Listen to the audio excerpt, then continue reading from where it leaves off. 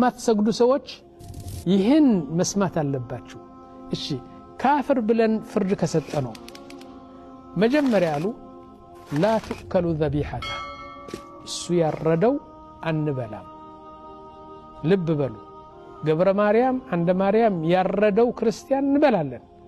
የደሙ በቁርአን የተረጋገጠለት ነገር ነው ሙሐመድ ሙስጠፋ ስሙ ግን የማይሰግድ ሰው ያረደው አንበላም ይህ አንድ ነው اذا مات لا يغسل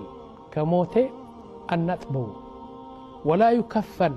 እንደገና ከፈን አርገን እንደ እስላሞቹ ከፈን አናርግለትም ولا يصلى عليه እንደገና አንሰግድለትም ጨርሶ የማይሰግድ ሰው አንሰግድለትም ولا يدفن في مقابر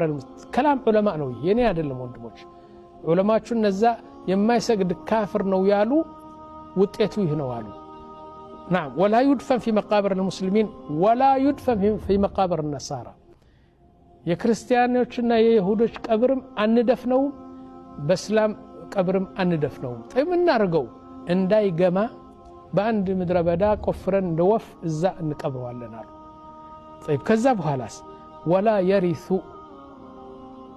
ካፍር አባቱ ከሞተ አይወርስም ወይም አይወረስም كافر አይወርስም አይወረስም ولا نترحم عليه اللهم ارحم مصطفى اللهم ارحم محمد بلن دعانا رجلتهم لأنه لا يصلي فهو كافر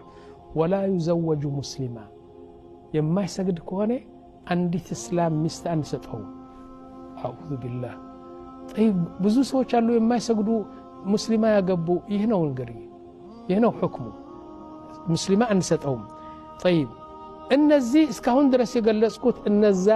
የማይሰግድ ሰው ካፍር ነው ያሉ ውጤቱ ይህ ነው اعوذ بالله من الشيطان الرجيم يعني ይህን ግንባሬ ለአላህ